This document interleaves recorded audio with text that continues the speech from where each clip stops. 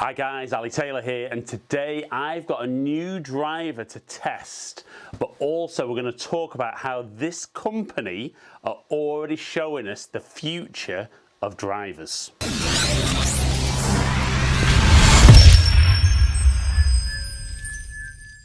Right, so obviously I do a lot of product reviews, and driver reviews are predominantly the ones that guys are very interested in, because we're all interested in hitting the ball further from the tee.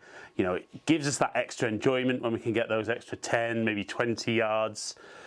But what we've definitely seen, and I've hugely seen this in testing over the last few years, is once the driver's fitted correctly for you, we're very limited as to how far we can hit the ball with how we swing the golf club. And that's because there are rules as to how hot the face can be. So that trampoline effect, or the COR, is limited at 0.83. Now this was introduced years ago because drivers were starting to hit the ball further and further, and that the governing bodies realised that maybe they needed to set a limit. So what the manufacturers have done over the last few years is they've definitely pushed right up to the limit. And certainly for me now, when you hit one right out the middle of the club, you are, if it's set up properly, you are absolutely maximising what you can get. Now, what the manufacturers are doing really well at the moment, and I have to give them credit for this, is they're making the miss hits getting closer and closer to that good strike. But I had a conversation with the CEO of a golf company about maybe 2 months ago, just before lockdown in the UK, and it was a really interesting little chat. And the gentleman's name was Lance Reeder, and he is Krank Golf. Now, for any of you guys who have already heard about Krank Golf, I'm sure you'll know the story. Any of you guys who haven't, Krank Golf came around very much through long drive competitions.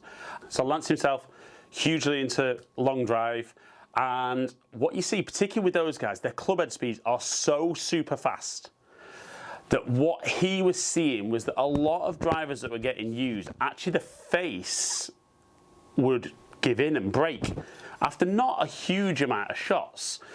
So they do a couple of drivers, and they've got a couple of new ones actually coming out. So they do a conforming driver, and they do a high COR driver. Now for me, it's the high COR that I think is the future of golf. Now, obviously if it's high COR, which COR is just simply kind of the trampoline effect, how it's measured as to how much energy can be transferred from club head to golf ball. But obviously if you want to play competitive golf, you have to use something that's conforming. But it really made me think about how many of you guys out there actually don't play competitive golf, and therefore aren't necessarily bothered about playing a conforming driver, but are maybe limited at the moment with availability to you guys. And it was very interesting talking to Lance about the construction of the face of the golf club, how, and I'm going to say in his opinion, or through their testing, predominantly a lot of the drivers out there, the face thickness is exactly the same driver to driver, fairly much. So as an average, I believe he was talking about 4 millimeters thick. And most of the drivers are manufactured with a cast face, which is a maybe slightly quicker way of making a volume of drivers. And what Lance was talking about is, unless you swing at kind of 105, 110 mile an hour or plus, you actually don't get, with that thickness of face, the full benefit of the trampoline effect. And it made me really think about a lot of my fittings where maybe the guys with the slower swing speeds, you pick up yardage fitting them, that maybe don't ever really see that full transfer of energy. And the more he spoke about, they make their faces very differently on their drivers. They're forged face and then pressed. So what they're able to do is make them over 4 times stronger. And as a result of that, Krank then talk about fitting the shaft and the face to the golfer's swing speed, which obviously lots and lots spoken about Loft, and shaft flex. So I thought, for me, it was very, very interesting talking about face thickness. And to be honest, I have had a similar conversation with one of the major manufacturers. And they kind of said that maybe this is something they'd be looking at. And I wasn't really sure what they were getting at. But what Krank Golf were talking about is that their face thicknesses on their high COR drivers are 2.9 millimeters if you swing over 105 mile an hour. 105 to 85, I believe, was 2.4 millimeters. And then if you're under 85 mile an hour, it was 1.9 millimeters. And for me, it got me thinking about, obviously, if you've got those slower swing speeds, you want that little bit more flex in there. But equally, if there's too much flex for your speed, again, you would lose distance. So I thought it was a really, really interesting concept. Now, chatting with Lance, I went through the online fitting tool, and certainly at the point, my swing speed was around 110, 112 mile an hour.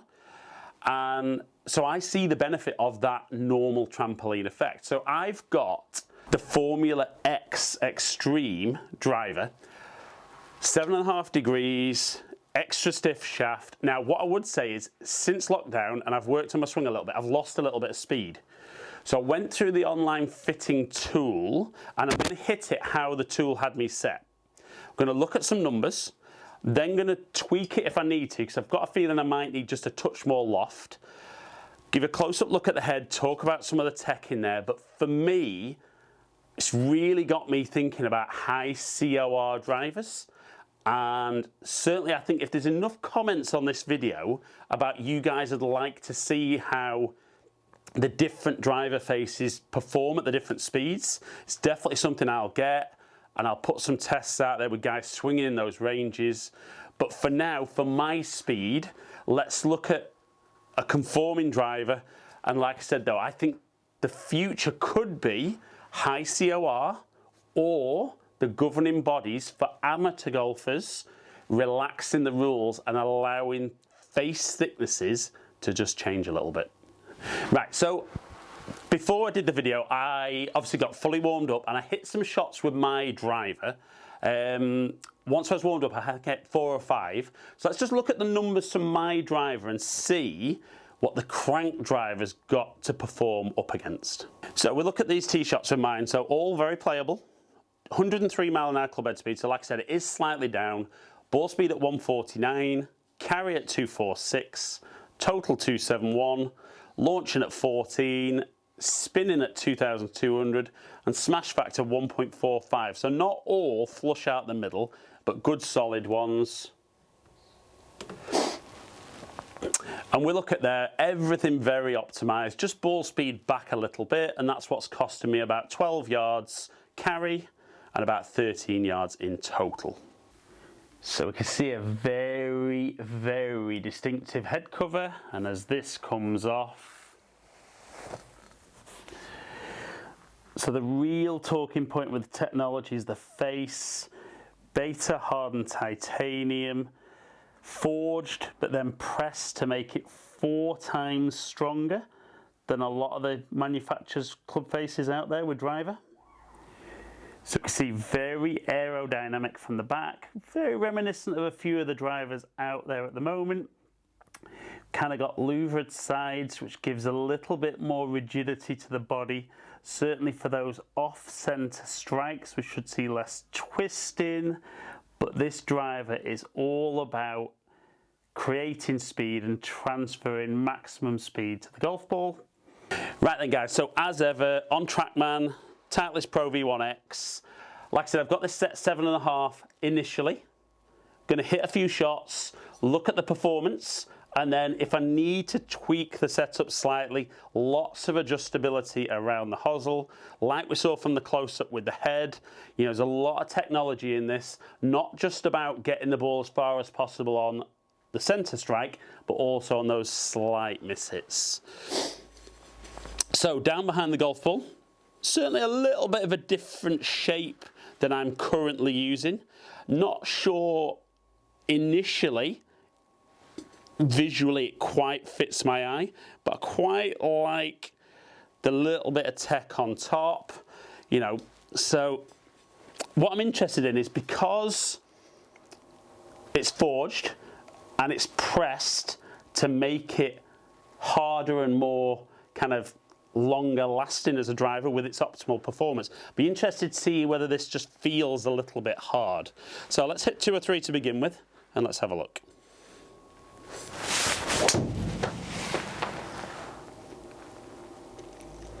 Okay, so definitely didn't get all of that one. So swung a little bit slower, maybe a little bit of a feeler early on, and then as a result, ball speed was just back a tiny bit.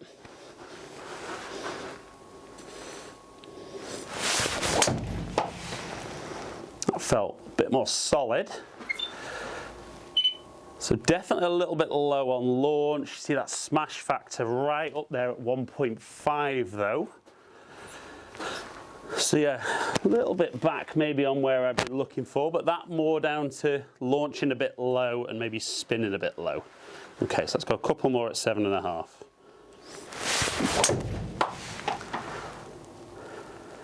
So that one definitely a little bit higher up the club face. Still launching maybe a smidge low.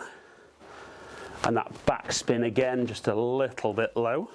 Right, so let's go one more at 7.5, but feel-wise, really, really like the feel of that.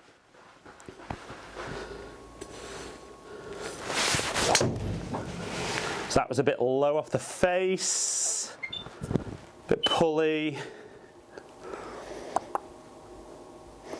Okay. So definitely I would say there, even before I look at any averages, maybe launching a little bit low, not quite spinning enough, which is what I saw with my current driver.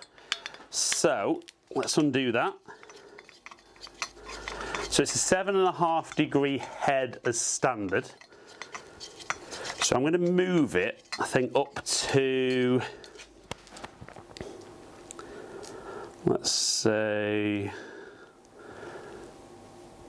let's move it up to 9.5 degrees. And as with all the drivers, once you're at your setting, turn it. You do have to turn these quite a lot before you get the click. So that's locked in. So I can definitely see a little bit more of the club face now behind the ball. Let's see if that tweak in Loft gives me a little bit better performance.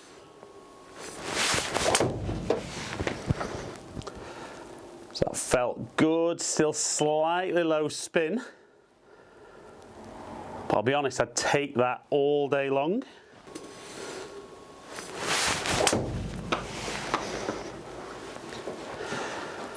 Again, a bit more spin, a bit more carry. So definitely launched higher. So just left that one out to the right a tiny bit. So again, good smash factor there at 1.48. Now that was very toey. Okay, so spin low. Launch was good though. And still there, I mean, I really got that one out the toe, but still the smash factor 1.45. So a really good level of forgiveness on this one. Right, so let's go one more. Let's see if I can just get a little bit more speed out of this one.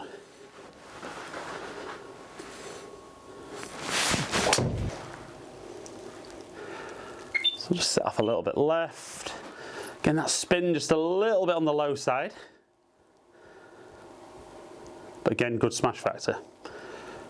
Right then guys, so definitely a little bit more loft for me. And I've seen that with my own driver. I've had to tweak that a little bit on loft. So let's have a look how my Krank Extreme driver performed. And is it something that potentially for me would go in the bag? But like I said, for me, what I'm really, really interested in is maybe those slower club head speeds and maybe high COR drivers. Right, so we can see I got my launch angle right up there at 13.6. Spin rate 1900, a little bit low, but that's definitely me at the moment with all my drives. Club head speed ran about that 103 again, and ball speed at 151. Smash at 147, so let's see how optimized I was. So again, everything very, very optimal. We're still looking at my ball speed being a tiny bit back, and that's down to me just with a little bit of ball striking and maybe just not quite squaring the club face up at impact, but all in all, very good. So we actually saw that my swing speed was almost identical with the two drivers. As an average, I got just a couple more mile an hour out of the Krank driver in ball speed. We look at carry, I was 1 yard longer with the Krank and 6 yards longer total, which predominantly is just down to that lower spin, but we can also see that the smash factor was very slightly higher with the Krank. Right, so we saw from the numbers there, not really much in it, but this is a conforming head. And like I said, I'm not really expecting at my speed, with me being fitted correctly, to see a big difference. But Krank are talking about those slower swing speeds picking up between 20 and 40 yards, which is absolutely unheard of nowadays if you're already fitted correctly for a driver. But like I said at the start, comment below, let me know if you want to see high COR tested at different speeds, and if you do, that's what my videos are here for, to give you guys what you want. But I also said at the start, you know, for me, the future of drivers is either more golfers, amateur golfers, start playing high COR, which gets them that extra distance, or the governing bodies at amateur level have to relax those rules a little bit to allow the guys with slower clubhead speeds to get that full benefit of transferring as much energy as they can from clubhead to golf ball and get hitting the ball further. And it's only really aimed at those guys who don't hit the ball very far off the tee. It's really, really going to make a huge difference to their game. So guys, hope you've enjoyed today's video. If you have, like and share it, comment below, and I'll get back to as many people as I can. If you enjoyed today's video and you don't currently subscribe, please click the subscribe button, ring the notification bell, and then you'll find out whenever I drop a new video. Follow me on all my social media platforms, all under Ali Taylor Golf. Hopefully catch up with some of you guys down here soon. Stay in contact.